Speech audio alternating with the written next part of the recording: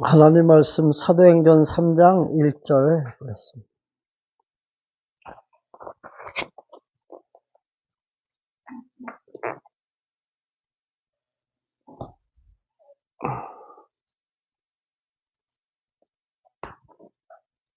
(3장 1절부터) 10절까지 우리 교독합니다.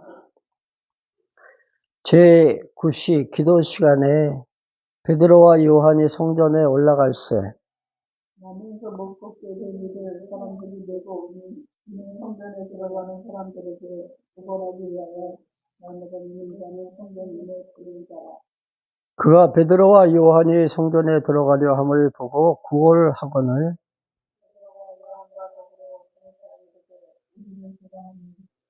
그가 그들에게 무엇을 얻을까 하여 바라보거늘 베드로가 이르되 은과금은 내게 없거니와 내게 있는 이것을 내게 주오니 나사렛 예수 그리스도의 이름으로 일어나라. 오른손을 잡아 일으키니 발과 발목이 곧 힘을 얻고 뛰어서서 걸으며 그들과 함께 성전으로 들어가면서 걷지도 않고 뛰지도 않으며 하나님을 찬송하니 모든 백성이 그 걷는 것과 하나님을 찬송함을 보고 그가 본래 성전 문에 앉아 구걸하던 사람인 줄 알고 그에게 일어난 일로 인하여 심히 놀랍게 두려워 놀랍니다. 아멘. 사도행전은 우리가 사도행전 1장 8절을 통해서 하나님께서 약속하신 세 가지 내용, 즉 예수님께서 승천하시기 직전에 세 가지를 약속하셨죠. 첫 번째는 이제 성령을 너에게 보내주겠다. 그리고 성령이 또 임하면 너희가 권능을 받고 예루살렘과 사마리아 그리고 또 땅끝까지 이르러서 복음의 증인이 될 것. 그리고 이제 마지막으로 이제 내가 다시 오겠노라 이렇게 세 가지를 약속을 해주셨습니다. 그래서 이 세 가지 약속을 근거로 해서 사도행전 구조가 전개가 됩니다. 그래서 성령이 강림한 사건에 대해서는 우리가 이제 2시간에 걸쳐서 살펴봤죠. 그 성령이 임한 것에 대한 증거가 바로 표적으로 나타났다는데 오늘 이제 말씀 가운데도 나오겠지만은 이제 저들이 예언하고 또 어떤 사람은 꿈을 꾸고 또 어떤 사람은 방언을 합니다. 이 모든 것들이 성령이 임했다는 강림의 하나의 표적이라 그랬죠. 그리고 이제 그때부터 이제 복음을 증거하는데 그 복음을 증거할 때 이제 각처에서 많은 사람들이 모였습니다. 그들이 다 이제 히브리어 언어를 사용하는 것이 아니라 뭐 헬라어를 구사하는 사람도 있을 것이고 또 더 멀리 로마에서는 라틴어를 사용했겠죠. 그래서 각자 이제 자기가 살고 있는 그 지역의 언어를 사용함에도 불구하고 히브리어로 이제 설교를 해도 저들이 다 알아들을 수 있는 그런 방언으로 말씀을 전했다 했죠. 그래서 그 말씀의 그 내용은 이제 너희가 죽인 예수가 바로 구약에서 약속된 메시아, 즉 하나님의 아들 그리스도다. 이런 내용입니다. 사실 유대인들이 각처에 흩어져 살게 된 것은 이제 저들이 이제 핍박을 이제 피해서 이제 멀리 이제 일상생활을 하면서 이제 각처로 흩어졌는데 그들을 가리켜서 우리가 이제 디아스포라다 그렇게 부르죠. 근데 그들이 이제 6월절이 이제 절기가 되면은 항상 이제 예루살렘으로 모입니다.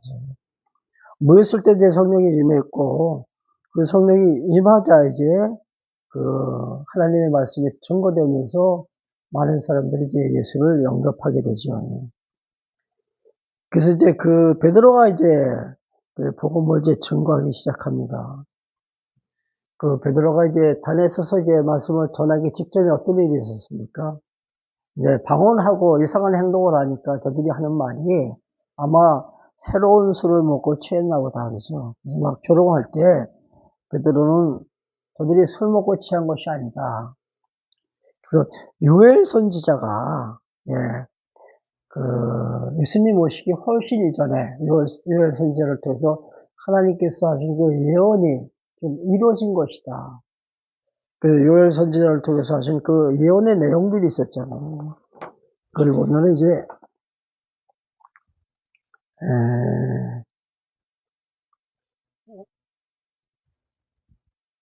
2장 28절, 요엘서 2장 28절에 나오죠.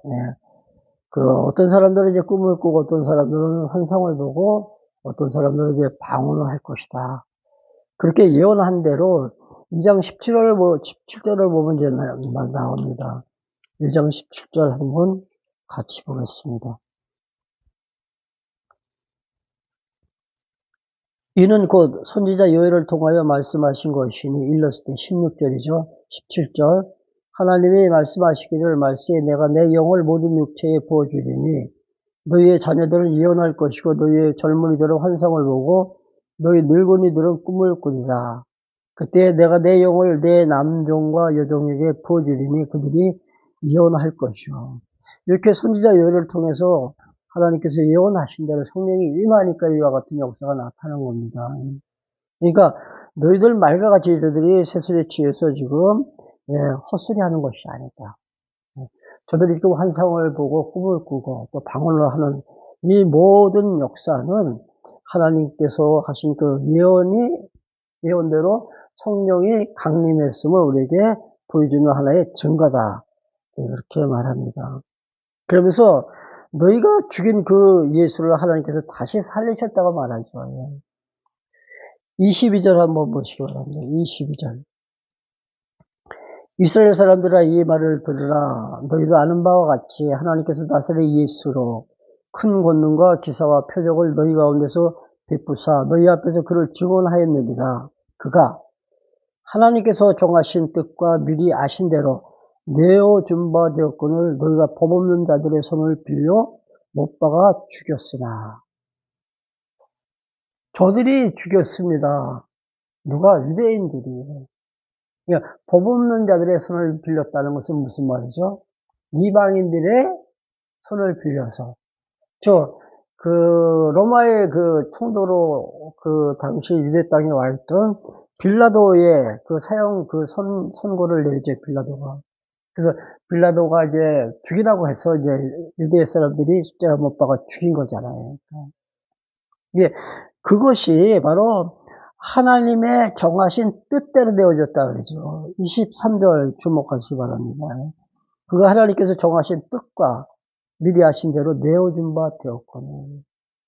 그러니까 이방인들에게 내어준 것이 하나님의 뜻이라는 얘기죠. 그리고 저들이 십자가에 못 박아 죽인 것도 역시 하나님의 뜻이라는 얘기입니다. 자, 예수님께서 힘이 없어가지고 당하신 것이 결코 아니겠죠. 하나님께서도 또 무능하시기 때문에 능력이 없어서 그냥 바라만 보고 관망만 하신 것도 역시 아니라는 얘기입니다. 이미 정해진 순서대로 예수님께서는 십자가를 지실 때 이방인들의 손을 빌려서 예수가 십자가 못 박혀 돌아가신 것입니다. 그래서 그리스도의 그 십자가 사건을 우리는 필연적이다 그렇게 말합니다. 우연이 결코 아닙니다.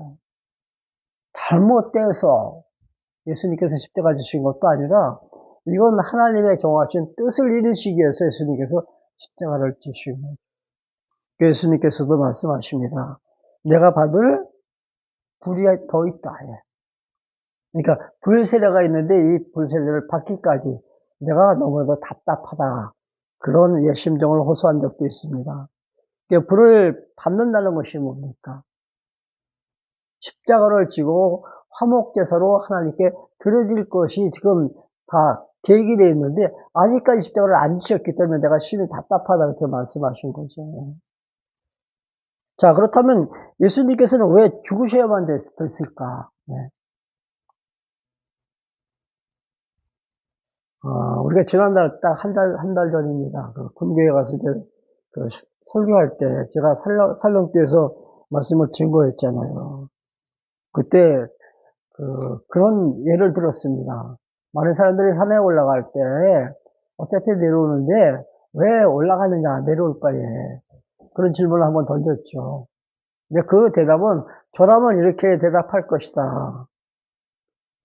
내려오기 위해서 나는 산에 올랐다. 올라갔으니까 이제 어차피 내려오는 것이 아니라 내려오기 위해서 나는 산에 올라간다. 참 이해할 수 없는 대답이잖아요. 그렇죠? 어떻게 보면 이건 발상의 전환입니다.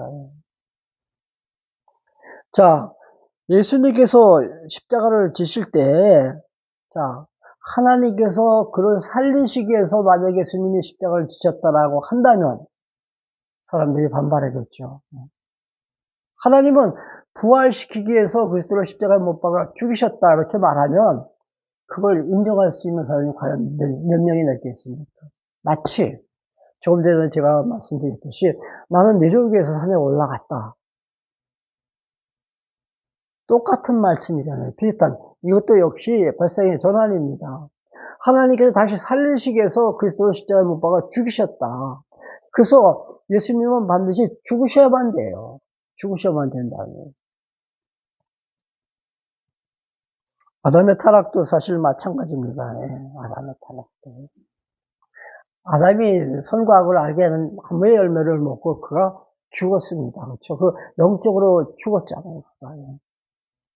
왜 하나님께서는 아담이 그 열매를 먹을 때 가만히 계셨을까? 힘이 없어서? 아니겠죠. 먹지 말라고 했음에도 불구하고 아담이 따먹었잖아요. 그렇죠? 여기는 하나님의 간섭하심이 있으십니다. 하나님께서 분명히 개입하셨다는 얘기죠. 다시 살리시기 위해서. 죽은 다음에 그리스도를 통해서 다시 살리시기 위해서 일단은 하나님께서 아담을 죽이신 거예요. 예수님도 역시 마찬가지입니다. 하나님께서 다시 살리시기 위해서 그를 십자가에 못 박아 죽이실 때 그것은 하나님께서 정하신 뜻이다. 24절 보시기 바랍니다. 하나님께서 그를 사망의 고통에서 풀어 살리셨으니 이는 그가 사망에 매여 있을 수 없습니다. 너희가 죽인 그 예수를 하나님께서 다시 살리셨다. 근데 하나님께서 살리실 것이 이미 다 예언된 바 있습니다. 다윗이 그를 가리켜 이르되 25절이죠. 내가 항상 내 앞에 계신 주를 배웠으며 나로 요동하지 않게 하기 위하여 그가 내 우편에 계시도다. 그러므로 내 마음이 기뻐하였고 내 혀도 즐거워하였으며 육체도 희망에 거하리니 이는 내 영혼을 음부에 버리지 아니하시며 이게 다윗이 기록한 시편에 나와 있는 말씀이에요. 예언의 말씀. 예수님께서 십자가에 못 박혀 죽으실지라도 하나님께서 그를 음부에 그냥 내버려 두시지 않겠다는 하나님의 약속이 이미 있었다는 얘기죠. 하나님께서 다시 살려주실 것을 예언하신 말씀입니다. 27절 다시 볼게요. 이는 내 영혼을 음부에 버리지 아니하시며 주의 거룩한 자로 썩음을 당하지 않게 하실 것이다. 썩음을 당하지 않게 하실 것이다. 즉 다시 살려주시겠다는 얘기입니다.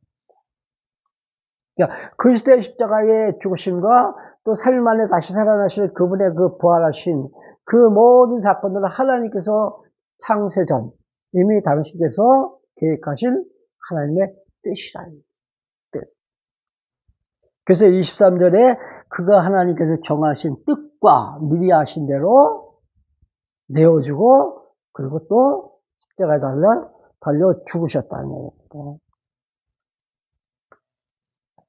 이 말씀을 통해서 우리가 하나 기억해야 될 것은 하나님께서 하신 그 예언은 반드시 이루어집니다.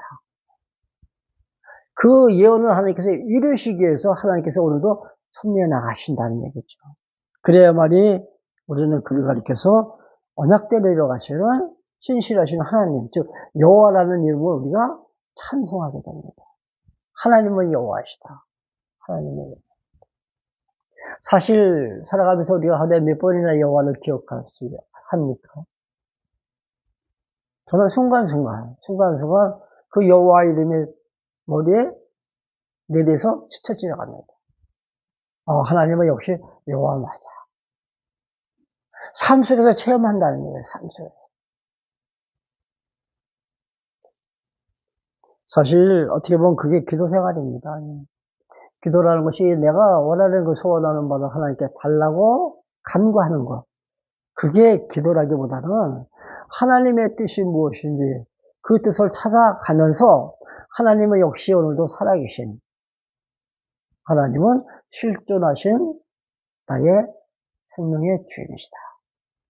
이걸 우리가 깨닫고 사는 것이 어떻게 보면 행복이고 우리에게 축복입니다. 자, 이 설교를 할 때, 이 말씀을 증거할 때 저들에게 반응이 옵니다. 37절 보시고요. 37절. 그들이 이 말을 듣고 베드로의 그 설교, 그 베드로의 그 복음 증거하는 그 말을 듣고 마음에 찔려 베드로와 다른 사도들에게 물어가는데 형제들아 우리가 어찌할꼬? 사실 요 2장 지금 읽은 이 부분 몇 절 안 되잖아요. 이게 베드로의 설교입니다. 이 설교 아마 5분이면 다 했을 것 같아요, 베드로가. 너희가 죽인 그 예수를 하나님께서 살리셨다. 근데 그 예수는 누구냐?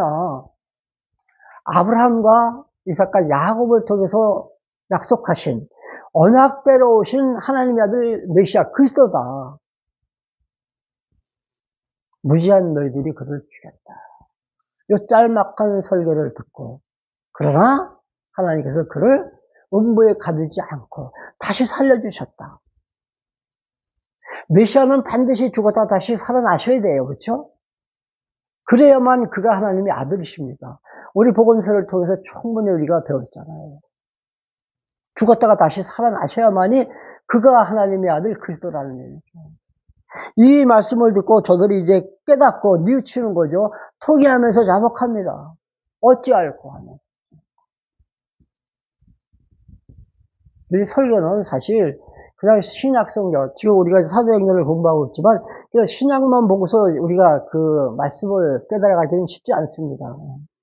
구약을 바탕으로 해서 신약을 해석할 때 그 말씀의 깊이가 훨씬 더 깊어진다는 얘기죠. 몇 년 동안에 걸쳐서 창세기서부터 해가지고 어디까지 공부했죠? 우리가 열왕기서까지 공부했잖아요. 그건 한 3년 걸친 것 같아요. 3년. 그 어떤 그 기본적인 바탕이 있으니까 이 신약성경, 요한복음이나 이 사도행전 이해가 쉽게 되는 거잖아요. 하나님께서 우리에게 보내주시겠다고 약속하신 그가 바로 예수라, 즉 마리아의 몸에서 태어나신 요셉의 아들 메시아다. 근데 이 바보 같은 너희들이 죽였다.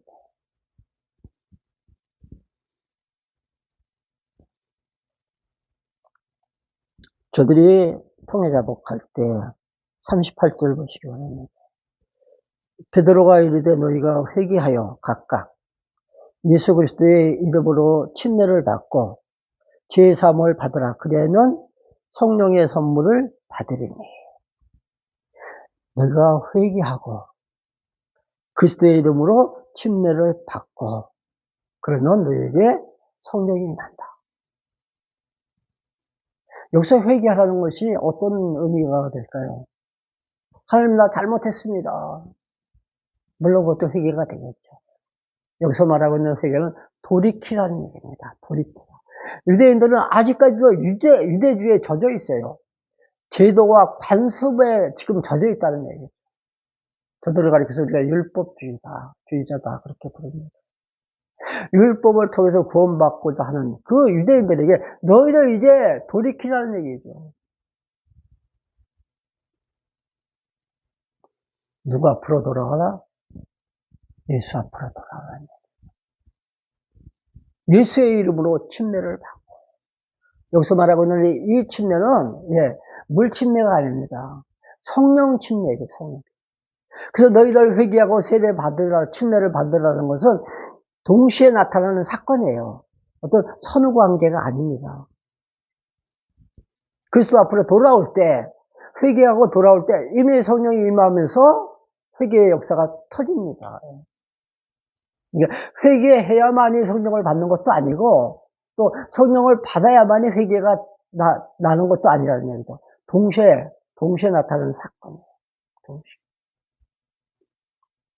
성령에 의하지 아니할 것은 누구도 예수를 그리스도라 칭할 수 없는 시인할 수 없다는 얘기죠. 내가 예수는 하나님의 아들 메시아 그리스도십니다. 이렇게 고백할 수 있는 것은 내 안에 이미 성령이 임했다는 증거입니다. 내 안에 내주하신 그 성령님은 절대로 떠나지 않아요. 한 번 내 안에 오시면 나와 언제까지? 영원한 그날까지 나와 함께 하십니다.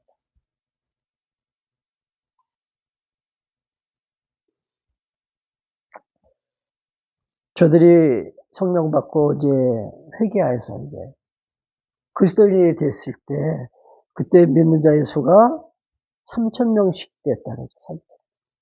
어디 나오죠?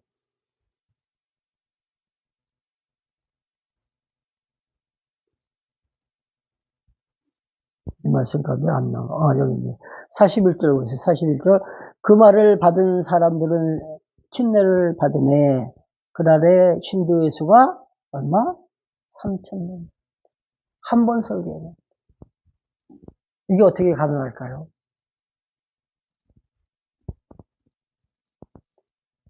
안 믿는 사람들 광장에다 이렇게 모아놓고서 정말로 유명하신 목사님이 와서 강단에서 설교를 한들 3,000명이 한 번에 과연 회개하고 성령 침례를 받을까?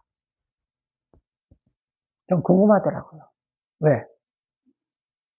이들은 지금 구약에 대해서 너무나 잘 알고 있어요. 구약에 대해서. 그러니까 각처에 흩어져 살고 있는 다른 나라죠. 살고 있는 유대인들이라 할지라도 저들은 구약 성경을 매주 통독하면서 성경을 상고합니다. 구약 성경은 어떤 내용이라 했어요? 메시아를 보내주겠다는 하나님의 언약의 말씀이라 그랬잖아요. 그러니까 저들은 창세기서부터 출애굽기, 레위기, 민수기, 신명기까지는 달통한 사람들이에요. 달통한 사람. 그러니까 이 구약의 어떤 선대적인 지식이 있기 때문에 쉽게 받아들이는 거죠. 아브라함과 이삭과 야곱에게 언약하신 그 언약의 대상이 바로 메시아인데 그 메시아를 너희가 죽인 것이다. 쉽게 다가온다는 얘기죠.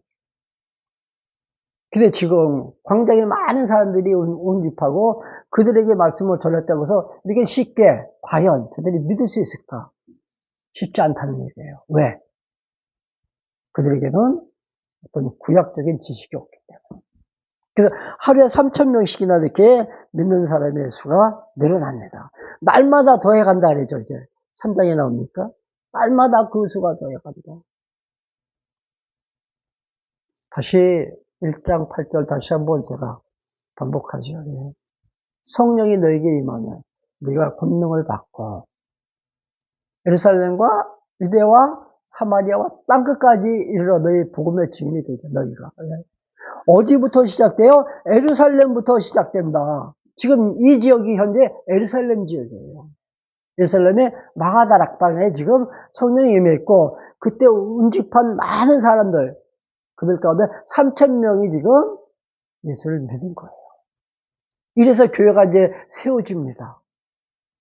교회 설립이 이제 시작이 된다는 얘기죠. 어디서부터? 예루살렘부터. 이것만 봐도 약속이 지금 성취되어져 가는 것을 우리가 눈으로 볼 수가 있잖아요. 그러면 더 넓게는 이제 어디로 먼저 나가요? 유대 지역에 이제 복음이 증거되겠죠. 근데 이 유대 지역에는 이제 예수님의 그 12 사도들, 제자들이 이제 복음을 증거합니다. 유대 지역에는. 근데 이제 유대 땅을 넘어서 이방 세계에는 누가? 사도 바울이. 그렇죠? 우리는 바울을 이방인의 사도다 그랬잖아요. 바울이 나가서 복음을 증거하고 있어요. 예루살렘부터 시작된 이 복음이 유대 땅에 그리고 유대 지역에만 복음이 증거되는 것이 아니라 이방인의 복음이 전파되게 하기 위해서 하나님께서 어떻게 역사하시냐면 핍박을 가해요. 스데반을 죽여요. 그들이. 이 순교의 어떤 이 사역을 통해서 유대인들이 다 뿔뿔해지는 거예요. 흩어집니다. 유대 땅에 더 살 수 없기 때문에 믿는 자들이. 그래서 복음 들고 나가요. 이게 복음이 확장되는 하나의 어떤 하나님의 선물입니다. 복음을 증거하실 때 두 가지 꼭 명심하시기 바랍니다. 하나님께서 첫 번째, 표적을 통해서 복음을 증거하십니다. 3장에 보면 이제 안진뱅이를 일으키시는 사건이 나와요. 이 표적을 통해서 또 수많은 사람들에게 복음이 증거되죠. 표적을 통해서 복음을 증거하고, 또 하나는 핍박을 통해서. 표적을 보면은 따라야 되잖아요. 예. 아, 정말로 하나님 살아계시구나. 이거 깨닫고 예수를 믿어야 되잖아요. 근데 유대인들의 마음은 강팍하기 때문에 안 받아들입니다. 오히려 거부하고 핍박해요. 그러니까 핍박을 견디지 못하면 또 다른 지역으로 나가죠. 다른 지역으로 건너가서 그곳에서 또 복음을 전해요. 이렇게 복음이 확산되어가지고 어디까지 가냐면 땅끝까지 가요. 이게 사도행전에 다 기록이 되어 있습니다. 어디까지? 로마까지 가죠, 결국은. 바울이.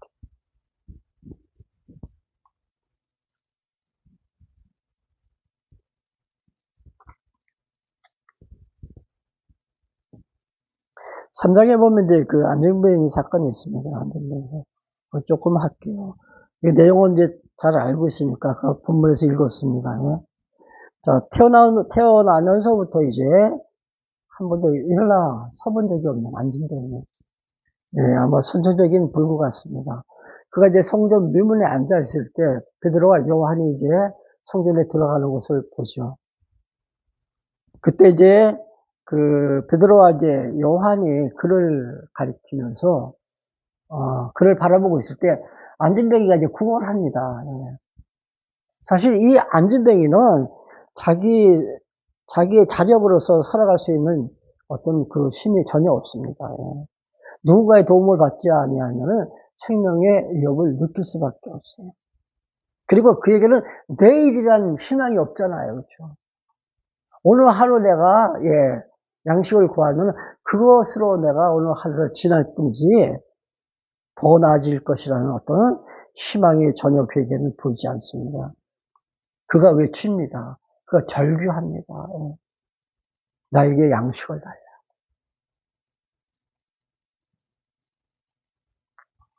그때 베드로가 하는 말이 있죠. 뭐라 그럽니까? 6절 한번 보시기 바랍니다. 3장 6절입니다.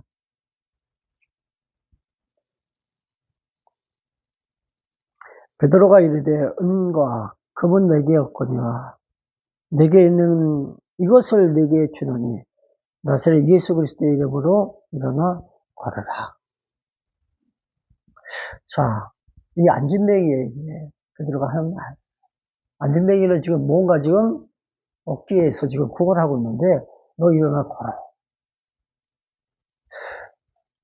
이 말씀을 읽으면서 참 궁금하더라고요. 이때 이 안진뱅이가 반응이 어땠을까?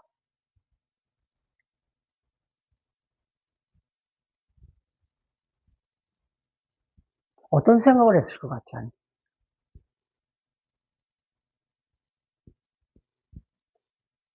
전혀 마음에 닿지 않는 이야기를 지금 듣고 있잖아요. 내가 너에게 뭐 이렇게 도와주겠다. 아니면 나는 너를 도울 수 없다. 이런 말이라면 충분히 이해가 되는데 일어나 걸어라. 한 번도 일어나 본 적이 없는 이 안진뱅이. 정말로 황당한 대답을 들었습니다.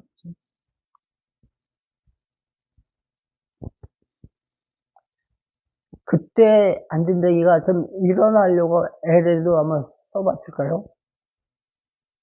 그런 표정이 지금 말씀 속에 담겨 있잖아요. 전혀 일어나고 싶은 어떤 의욕조차 없었다는 얘기죠. 가능성이 제로니까 꿈도 못 꾸는 거죠. 7절 보면은 7절 한번 보세요. 오른손을 잡아 일으키니 발과 발목이 곧 힘을 얻고 손을 잡고 이제 일으켜 세운 거죠. 그러니까 손을 잡기 전까지는 내가 일어날 수 있을 것이라는 그 어떤 그 기대는 전혀 없었을 거예요. 근데 손을 잡자 발목과 발에 힘이 생겨요. 이게 힘의 원천이 어디에서 왔을까요? 베드로의 그 손에서 아니겠죠. 우리는 근육을 키우기 위해서 요즘에 많은 사람들이 운동합니다.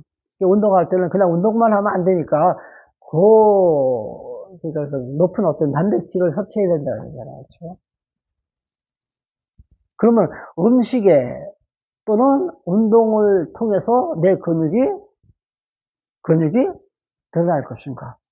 우리는 그렇게 생각하잖아요. 단백질을 많이 섭취하고, 그 다음에 양질의 단백질이죠. 그 운동을 정말로 철저히 잘 하면은 근육을 키울 수 있다라고 우리가 생각하잖아요. 정답입니까? 아니에요.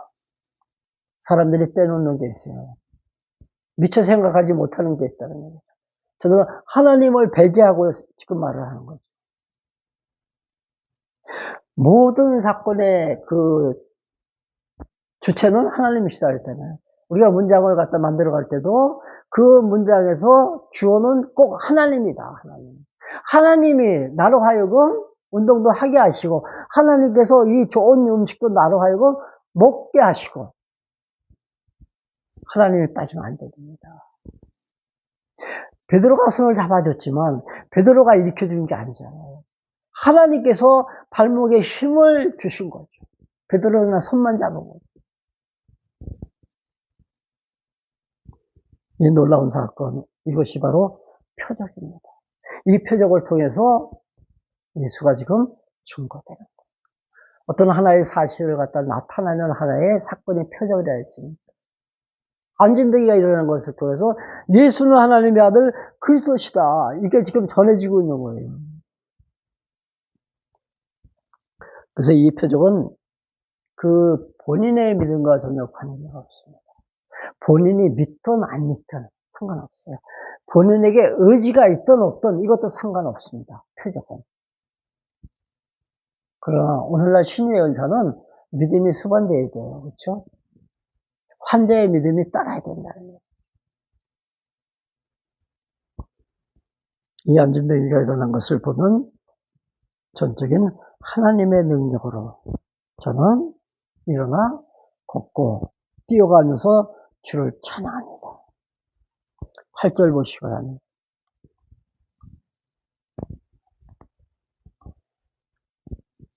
7절부터 볼게요. 오른손을 잡아 일으키니 발과 발목이 곧 힘을 얻고 뛰어 서서 걸으며 그들과 함께 성전으로 돌아가면서 걷기도 하고 뛰기도 하며 하나님을 찬송하니.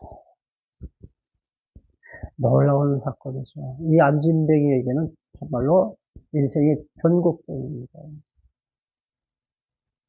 전혀 한 번도 상상도 못한 이런 놀라운 사건이 벌어진 거예요. 얼마나 기뻤겠어요. 근데 여기서 성전으로 들어가면서 뛰고 달려가면서 찬양했다는 것은 그냥 내가 몸이 다시 건강해져가지고 내가 일어나서 지금 뛸 수 있기 때문에 그가 기뻐서 찬송한 건 아니겠죠. 그것을 통해서 그는 누굴 만났어요? 예수님을 만난 거죠. 베드로가 한 말 다시 한번 볼게요. 4절입니다. 베드로가 요한과 더불어 주목하여 이르되 우리를 보라 하니 그가 6절 베드로가 이르되 은과 금은 내게 없거니와 내게 있는 이것을 내게 주노니 나사렛 예수 그리스도의 이름으로 예수 그리스도의 이름으로 일어나 걸라는 거죠. 내가 지금 일어나 걷고 있는 이것은 그리스도께서 나를 살려주셨구나. 이걸 깨닫는 거죠. 표적을 통해서. 그래서 그는 기뻐 뛰어 달려가면서 성전에서 여호와를 찬양합니다. 이게 예수를 만난 그 성도들의 체험의 어떤 하나의 결과예요. 내가 그리스도를 만났다면은 이러한 어떤 그 모습들이 나타나야 되는 거죠. 그리스도를 찬양하는 이러한 모습들이 우리 삶 속에서 표현이 되어져야 된다는 거예요.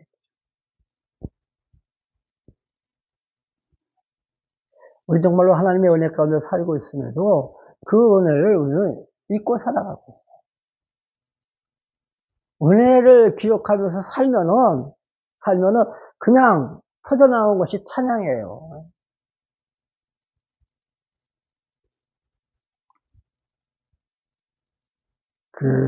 십계명에 보면 망령되이 걷지 말라. 여호와의 이름을 망령되이 걷지 말라. 이게 바로 잊지 말라는 얘기잖아요. 은혜 잊지 말라.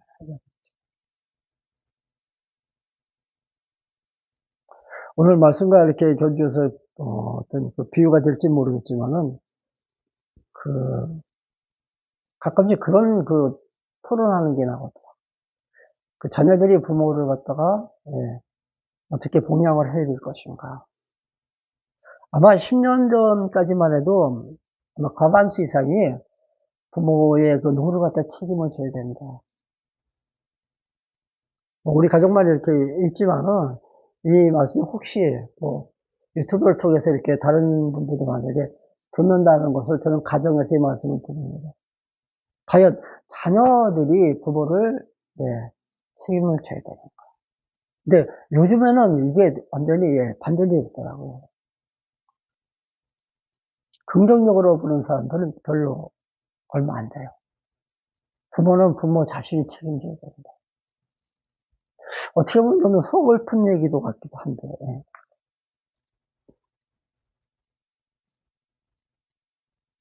저는 사실 누가 책임을 지는가, 책임의 어떤 한계를 지금 구분하기 위해서 드리는 말씀 아니에요. 그게 중요한 것은 절대 아닙니다.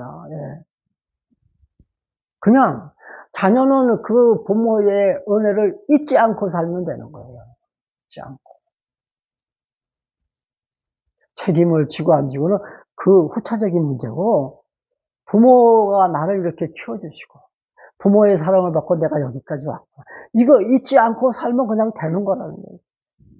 하나님과의 관계도 마찬가지예요. 하나님의 은혜를 우리가 잊지 않고 살면은 그냥 찬송은 터지는 거예요. 근데 하나님의 은혜를 잊고 살아갈 때는 자기 좋은 대로 살아야 돼요. 우리는 그걸 가르쳐서 배움 나눈다. 하나님께 대한 불충이고 불효잖아요. 창세전 나를 택하신 그 하나님. 그냥 이거 하나만 그냥 생각해도 그냥 감사하고 고맙고. 저는 그 이상은 없는 것 같아요. 그 이상. 그 수많은 사람들 가운데 얼마나 많은 인구가 있습니까? 근데 하필이면 하나님께서 나를 택하셨을까? 이건 기적 중에 기적이다. 더 이상 말할 것 없잖아요. 기도하겠습니다. 예수가 하나님의 아들 그리스도이심을 우리는 말씀을 통해서 누누이 생각해 보지만 우리의 삶 속에서 살아갈 때 정말로 그 믿음이 나의 삶을 견인하고 또한 그 믿음으로 정말로 하나님을 섬겨나갈 수 있는 아름다운 삶이 영이 되어지는지 이 시간 다시 한번 고민해 봅니다. 하나님께서 우리에게 베풀으실 그 놀라운 은혜 잊지 않고 살아갈 때 우리는 하나님 앞으로 더 가까이 다가설 수 있고 또 하나님께서 명하신 당신의 그 명령에 순복할 수 있음도 되기를 압니다. 이 시간 간절히 간구하옵기는 창세전 나를 택하여 주시고 하나님의 그 약속을 이루시기 위해서 예수님 보내셔서 저를 십자가에 못 박아 죽이시기까지 우리를 사랑하셨다는 그 놀라운 사실을 잊지 않게 하셔서 우리의 삶의 전 영역에서 하나님 여호와를 찬양하는 아름다운 삶을 살아가게 하옵소서. 우리 주 예수 그리스도의 은혜와 아버지 하나님의 그 크신 사랑하심과 성령님의 교통하심이 무인무리 가운데 함께 계실지어다. 아멘. 감사합니다.